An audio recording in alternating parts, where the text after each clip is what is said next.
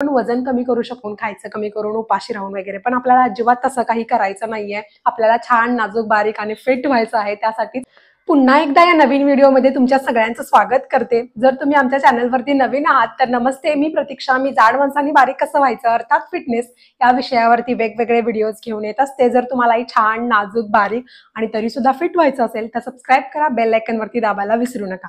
आज आपण या व्हिडिओमध्ये फॅट लॉसच्या मुळाशी जाऊन बघूया की खरोखरी कोणत्या गोष्टी आपल्या आहारात ऍड केल्यामुळे फॅट लॉस होतं. त्याचबरोबर या गोष्टी किती प्रमाणात घेतल्या पाहिजे ते आपण या व्हिडिओमध्ये जाणून घेऊया. आणि या ज्या गोष्टी मी आता तुम्हाला सांगणार आहे त्या फक्त फॅट लॉस होईपर्यंत नाही, तर तुम्हाला या लाईफस्टाईलसाठी कराव्या लागतील. जर तुम्ही असं केला तरच जाऊन त्याचा चांगला फायदा होणार आहे. आणि जर तुम्हाला कायम फिट आणि हेल्दी राहायचं असेल तर तुम्हाला या गोष्टी कराव्याच लागतील. चला तर मग जास्त वेळ न घालवता व्हिडिओला सुरुवात करूया.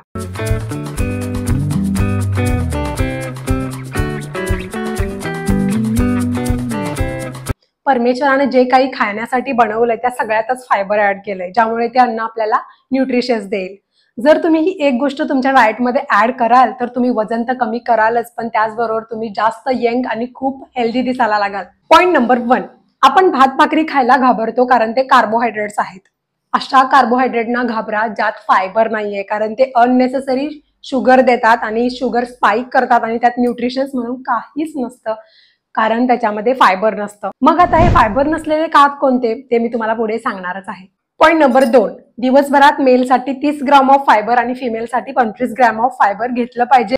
हे एव्हरेज आहे. मग आम्ही ग्राम्स वगैरे मोजत बसणार आहोत का? अजिबात नाही. पण तरी सुद्धा एक छोटंसं नॉलेज तुमच्यासोबत शेअर केलंय मी, तर ते किती प्रमाणात आणि कसं घेतलं पाहिजे मी तुम्हाला पुढे सांगणारच आहे. पॉइंट नंबर 3, फ्रुट्स, फळं जी आपण दररोजच्या आयुष्यात खातच नाही. फळांमध्ये खूप फायबर असतं. तुमच्या फ्रीजमध्ये फ्रुट्स असलेच पाहिजे. किमान दररोज तुम्ही 1-2 फ्रूट खाल्लेच पाहिजे. तुम्ही एखादा ऍपल खाल्ला की तुमचं पोट भरेल, पण तेच जर तुम्ही एखादा चॉकलेट खाल्ला की तुमचं पोट भरणार नाही. का? तर फ्रुट्समध्ये फायबर असतं. ते तुमच्या पोटात जाऊन जास्त जागा ऑक्युपाय करतं, न्यूट्रिशन सुद्धा देतं आणि यस त्याच्यामध्ये फायबर असतं, त्यामुळे वजन कमी करण्यासाठी सुद्धा मदत करतं. त्यासाठी जर तुमचा नाश्ता ते तुमचं दुपारचं जेवण याच्या मध्यंतरी जर तुम्हाला भूक लागली तर 1-2 फ्रुट्स नक्की खा. आता तुम्हाला एक पॉइंट क्लिअर झालेला आहे की फ्रुट्स खायचे आणि ते किती प्रमाणात खायचे. ओके, आता पॉइंट नंबर 4, हे मी खूपदा सांगितलंय, जेवताना 1 बाउल ऑफ सॅलड कंपल्सरी ठेवाच आणि आधी ते सॅलड खाऊन संपवा आणि मग बाकीचं काय ते जेवा. मग तुमच्या ब्रेकफास्ट, लंच, डिनर या तिन्ही मीलला सॅलड हे असलंच पाहिजे. मग सॅलडमध्ये काय? काकडी, कॅरेट, बीटरूट, टोमॅटो, ऑनियन हे सगळं छान चिरून घ्यायचं, झालं रेडी सॅलड. सॅलड लिव्स सुद्धा मार्केटमध्ये अवेलेबल असतात आणि जर तुम्ही सॅलड म्हणून युट्यूबला सर्च कराल तर खूप व्हिडिओ मिळून जातील. तुम्ही फक्त सॅलड नाही तर तुम्ही इव्हन टेस्टी सॅलड सुद्धा बनवू शकता, जे तुम्हाला खायला सुद्धा कंटाळा येणार नाही. त्यासाठी सॅलड स्किप करणे हा ऑप्शनच नाहीये. सॅलड स्किप करू नका आणि फक्त तुम्हीच सॅलड खाऊ नका. तुमच्या घरातल्यांना सुद्धा हळूहळू सवय लावा आणि तुमच्या मुलांना खास करून सवय लावा. आणि तुमच्या घरातल्यांना ना या चांगल्या गोष्टींच्या सवयी लावण्यात जर तुम्ही यशस्वी ठरला ना तर नक्कीच मला कमेंट बॉक्समध्ये कळवा, कारण मी सुद्धा या गोष्टीच्या मागे खूप लागलेली आहे. माझ्याच्यानं ते काय होत नाही. मी माझ्या भावाला म्हटलं, अरे सकाळ सकाळी छान भिजवलेले 4 बदाम आहेत ते खाऊन घे. तर मला छे मला चहा दे पहिल्यांदा, तुझे बदाम वगैरे बाजूला ठेव. त्यामुळे काय ना, शेवटी आपण स्वतःच बदल घडवू शकतो आणि प्रयत्न करू शकतो घरच्यांना बदलण्यात. पॉइंट नंबर 5, ड्रायफ्रुट्स, काजू, बदाम, पीनट्स, वॉलनट्स या सगळ्यामध्ये सुद्धा खूप फायबर असतं. त्यामुळे 4च्या दरम्यान जेव्हा तुम्हाला काहीतरी चटरपटर खावंसं वाटतं ना, तेव्हा 4 ड्रायफ्रुट्स घेतला ना, ते सुद्धा तुमच्या बॉडीला इनफ फायबर देऊन जातं. त्यामुळे हे सगळे जे पॉइंट सांगितलेले आहेत ते सगळे तुमच्या डाएटमध्ये ऍड झालेच पाहिजे. अजून पॉइंट आहेत, व्हिडिओ अजून आहे, बघत राहा. पॉइंट नंबर 6, होल ग्रेन आणि रिफाइंड ग्रेन. होल ग्रेनमध्ये येतात गहू, जवार, नाचणी, बाजरी, मका आणि रिफाइंड ग्रेनमध्ये येतो तो मैदा. जर तुम्ही एखादी नाचणीची 1 भाकरी खाल्लात तर तुमचं पोट भरेल, पण तेच जर तुम्ही एखादा अख्खा पिझ्झा खाल्लात तरी सुद्धा तुमचं पोट भरणार नाही. का? कारण नाचणीमध्ये या होल ग्रेन्समध्ये फायबर आहे आणि या मैद्यामध्ये फायबर नाही आहे. ते खूप रिफाइंड केलेलं आहे. त्याच्यासाठीच मैद्यापासून दूर राहा हे मी खूप वेळा सांगितलेलं आहे. त्यासाठी मैद्यापासून होणाऱ्या प्रत्येक पदार्थाला अवॉइड करा. Point number 8, protein. प्रोटीनमुळे सटायटी लेवल वाढतं आणि जर तुम्ही फक्त कार्ब्स खाताय तर तुम्हाला लवकर भूक लागण्याची संभावना असते, कारण कार्ब्स हे बॉडीमध्ये जाऊन लवकर ॲब्झॉर्ब होतात. पण तेच जर तुमच्या ताटामध्ये योग्य प्रमाणात प्रोटीन असेल तर तुम्हाला लवकर भूक लागणार नाही, कारण प्रोटीन हे तुमच्या हंगर हार्मोन्सना कमी प्रोड्यूस करतं.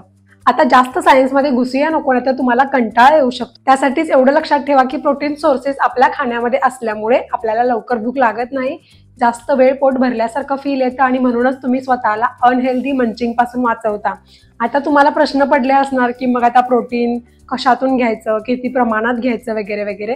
तर त्याचा आम्ही प्रोटीन फूड्स नावाचा एक मोठा व्हिडिओ बनवलेला आहे, त्याची लिंक मी डिस्क्रिप्शन बॉक्समध्ये देते, ते जाऊन नक्की चेकआउट करा. म्हणजे तुमचे सगळे प्रश्न सुटतील की मुळात प्रोटीन आपण आपल्या खाण्यातून कोणत्या पदार्थामधून घेऊ शकतो. पॉईंट नंबर 9, कोणतंही अन्न डायजेस्ट होण्यासाठी कॅलरीज बर्न होतात. ते डायजेस्ट होण्यासाठी एनर्जी लागते, याला म्हणतात थर्मिक इफेक्ट ऑफ फूड्स. मग चांगली गोष्ट ही आहे की प्रोटीनचा हायेस्ट थर्मिक इफेक्ट असतो. याचाच अर्थ तुम्ही जे प्रोटीन खाता ते डायजेस्ट होण्यासाठी खूप कॅलरीज खर्च होतात. उदाहरणार्थ 100 कॅलरीज मधून तुमचे 30 कॅलरीज हे ते प्रोटीन डायजेस्ट करण्यासाठीच खर्च होतात.